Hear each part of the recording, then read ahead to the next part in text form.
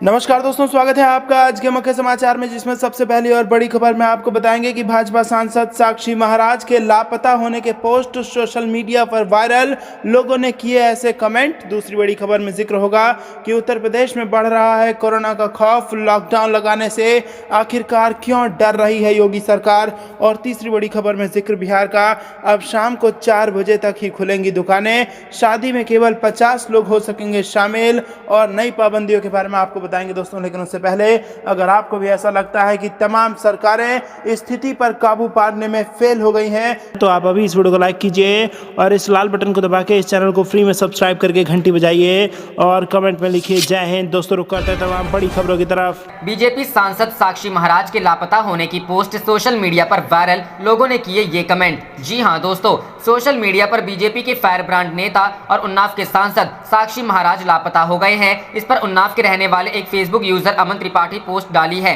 Post में कहा गया है कि सांसद के कहीं भी मिलने पर सूचना उन्नाव कोतवाली में दी जाए। वहीं फेसबुक पर किए गए इस पोस्ट के वायरल होते ही लोग जमकर शेयर और कमेंट कर रहे हैं, जहां लोग अपने तरीके से सांसद के विषय में बात कर रहे हैं और जमकर मजे ले रहे हैं। अमन त्रिपाठी की पोस्ट पर तमाम शेयर और कमेंट आ रहे हैं, जहां लोग अपने अपने तरीके से सांसद के विषय में बात कर रहे हैं। वहीं शिवम आजाद ने कमेंट में लिखा कि इनको सिर्फ मीडिया के सामने भाषण देना आता है। तो वहीं शोभित गुप्ता लिखते हैं, मेरे महाराज आएंगे, जमीन की छाती चीर के आएंगे, आसमान का सीना फाड़ के आएंगे, बस कोरोना खत्म होने दो। वहीं प्रसून तिवारी लिखते हैं, बाबा को अपनी सुरक्षा की बहुत चिंता रहती है, Z+ सुरक्षा चाहिए, लेकिन जब जनता की सुरक्षा की बात आती है तो बाबा हरिद्वार चले जाते हैं। रुख करते हैं अगली खबर की तरफ। उत्तर प्रदेश में बढ़ रहा कोरोना का खौफ, लॉकडाउन लगाने से क्यों डर रही है योगी सरकार। जी हां दोस्तों, कोरोना संक्रमण की दूसरी लहर में उत्तर प्रदेश के हालात भी बेकाबू होते जा रहे हैं, लेकिन इसके बावजूद यूपी की योगी आदित्यनाथ सरकार राज्य में लॉकडाउन लगाने से आखिर क्यों कतरा रही है।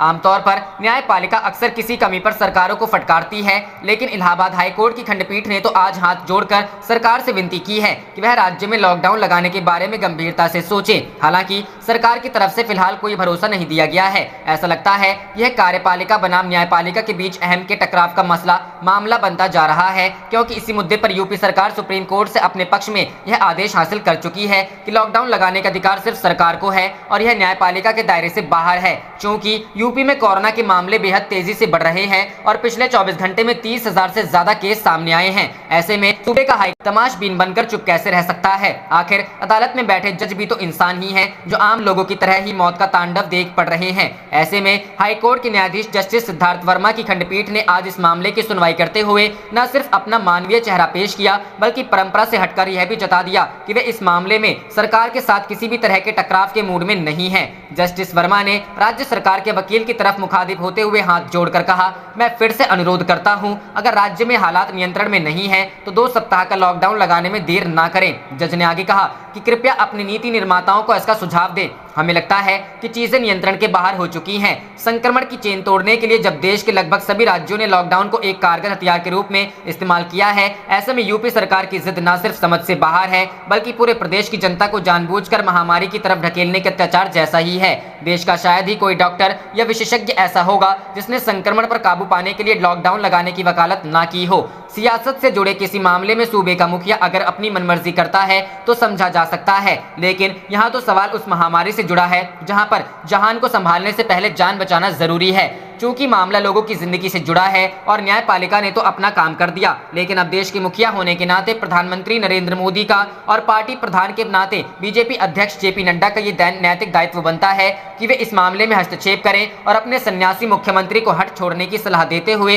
राजधर्म का पालन करने की नसीहत दें। शायद उनकी नसीहत ही प्रदेश के लोगों का कुछ भला कर सके। अदालत ने आज ये भी कहा कि कागजों पर सब कुछ अच्छा है, लेकिन हकीकत में सुविधाओं की कमी है, इसलिए हम हाथ जोड़कर अपने विवेक का इस्तेमाल करने की अपील करते हैं। बता दें कि इससे पहले इलाहाबाद हाईकोर्ट ने राज्य के बड़े शहरों लखनऊ, प्रयागराज, वाराणसी, आगरा, कानपुर नगर और गोरखपुर में लॉकडाउन लगाने का आदेश दिया था, लेकिन हाईकोर्ट के इस फैसले को सुप्रीम कोर्ट में चैलेंज किया गया, जिसके बाद सुप्रीम कोर्ट ने इस आदेश पर रोक लगा दी। रुख करते हैं अगली खबर की तरफ। बिहार, अब शाम को 4 बजे तक ही खुलेंगी दुकानें, शादी में केवल 50 लोग ही हो सकेंगे शामिल, जाने नई पाबंदियां। जी हां दोस्तों, बिहार में बढ़ते कोरोना मामलों को देखते हुए नीतीश कुमार सरकार ने लॉकडाउन तो नहीं लगाया बताया, लेकिन कई पाबंदियां लगा दी हैं। मुख्यमंत्री के नेतृत्व में क्राइसिस मैनेजमेंट ग्रुप के साथ आज हुई अहम बैठक में इसका फैसला लिया गया। इसके अनुसार भीड़ को कम करने के लिए पूरे राज्य में धारा 144 लागू की जाएगी। अब दुकानें शाम को 6 बजे तक ही खुलेंगी, वहीं शाम के 6 बजे से सुबह 6 बजे तक नाइट कर्फ्यू लागू रहेगा। इसके अलावा शादी में 50 तो अंतिम संस्कार में केवल 25 लोग शामिल हो सकेंगे।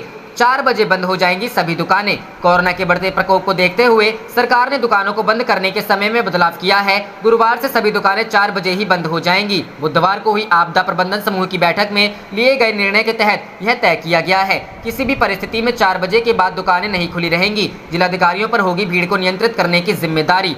आपदा प्रबंधन विभाग के प्रधान सचिव प्रत्यय अमृत ने बताया कि जिला प्रशासन यह सुनिश्चित करेगा कि कहीं भी भीड़ भाड़ ना हो। उसके लिए वह क्षेत्रवार या मोहल्लावार दुकानों को वैकल्पिक तौर पर खोलने या बंद करने का आदेश दे सकते हैं। जिलाधिकारी दुकानों के कहीं और स्थानांतरण कर भी निर्णय ले सकते हैं। मसलन सब्जी बाजार में भीड़ होने पर ऐसा निर्णय लिया जा सकता है। जिलाधिकारी यह सुनिश्चित करेंगे कि किसी भी स्थिति में कहीं भी भीड़ भाड़ ना हो। उन्हें यह पूरा अधिकार होगा कि वह दुकानों को वैकल्पिक दिनों में खोलने का आदेश दे। सरकार की मंशा साफ है कि भीड़ भाड़ को रोका जाए ताकि कोरोना का फैलाव ना हो। बिहार में शाम 6 बजे से 12 घंटे का कर्फ्यू सरकार ने अब शाम 6 बजे से सुबह 6 बजे तक यानी 12 घंटे का कर्फ्यू लगाने का निर्णय लिया है। अब तक रात 9 बजे से सुबह 6 बजे 9 घंटे तक का ही कर्फ्यू लगा था। सरकार का यह आदेश 29 अप्रैल से प्रभावी होगा, जो 15 मई तक लागू होगा। संशोधित आदेश में शादी समारोह व अंतिम संस्कार में भी शामिल होने वालों की संख्या में पहले की तुलना में और कमी की गई है। वहीं शादी समारोह में अब अधिकतम 50 व्यक्ति शामिल हो सकते हैं। अंतिम संस्कार के लिए यह संख्या 20 तक सीमित की गई है। हालांकि शादी समारोह के लिए कर्फ्यू में राहत देते हुए शाम 6 बजे के बदले 10 बजे से प्रभावी किया गया है। सरकार ने साफ किया है कि शादी समारोह में डीजे बजाने की पूर्णतः मनाही रहेगी। ऐसा करने वालों पर कठोर कार्रवाई की जाएगी।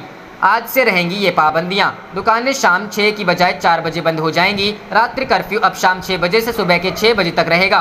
पहले रात 9 से सुबह 6 बजे तक था। विवाह समारोह में 50 और अंतिम संस्कार में 20 व्यक्ति तक शामिल हो सकते हैं। विवाद समारोह के लिए रात्रि कर्फ्यू 10 बजे से प्रभावी होगा। विवाह समारोह में डीजे बजाने पर पूरी तरह से प्रतिबंध होगा। जिला प्रशासन क्षेत्रवार दुकानों को खोलने का आदेश दे सकता है। सरकारी और गैर सरकारी कार्यालय 25% उपस्थिति के साथ काम करेंगे। आवश्यक सेवाओं से संबंधित कार्यालयों को छोड़कर सरकारी और गैर सरकारी सभी कार्यालय शाम 4 बजे बंद हो जाएंगे। जिला प्रशासन तय करेगा कंटेनमेंट जोन। यहाँ इन प्रतिबंधों के अलावा सब्जी, फल, मांस, मछली, किराना एवं दवा दुकानों को छोड़कर अन्य दुकानों को बंद करने के लिए सक्षम होंगे। रुख करते हैं अगली खबर की तरफ। मोदी सरकार पर बरसे आरजेडी नेता मनोज झा, कहा सेंट्रल विस्टा प्रोजेक्ट का काम तत्काल रोकें। जी हां दोस्तों, देश में बढ़ते कोरोना वायरस संक्रमण के बीच राष्ट्रीय जनता दल के नेता और राज्यसभा सांसद मनोज झा ने सेंट्रल विस्टा प्रोजेक्ट के काम को तत्काल रोकने की मांग की है। आरजेडी के सीनियर नेता मनोज झा ने एनडीटीवी से बात करते हुए सरकार से आग्रह किया है कि सेंट्रल प्रोजेक्ट के कंस्ट्रक्शन के काम को फौरन रोका जाए। उन्होंने इसे जरूरी काम का दर्जा दिए जाने पर आपत्ति उठाई है। उन्होंने कहा कि यह नैतिक रूप से गलत है। दुनिया में ऐसा कोई देश नहीं होगा जहां इस तरह से अनैतिक और अरुचिकर काम किया जा रहा होगा। कोविड महामारी के दौरान लोगों की परेशानियों का मुद्दा उठाते हुए उन्होंने मोदी सरकार पर जोरदार प्रहार किया। बकौल मनोज झा, भारत के लोगों को सरकार ऑक्सीजन उपलब्ध नहीं करवा पा रही है, इंजेक्शन की व्यवस्था नहीं हो पा रही है, यहाँ तक कि अंतिम संस्कार के लिए लोगों को पैरवी लगानी पड़ रही है। उन्होंने सरकार की मंशा पर सवाल उठाते हुए पूछा कि आखिर सरकार में संवेदना का इतना अभाव क्यों है। मनोज झा से पहले कांग्रेस के पूर्व अध्यक्ष राहुल गांधी भी इस पर सवाल उठा चुके हैं। राहुल गांधी ने कोविड महामारी के संकट के बीच सेंट्रल विस्टा परियोजना के तहत काम आगे बढ़ाए जाने और उसकी प्राथमिकताओं को लेकर सवाल खड़े किए थे।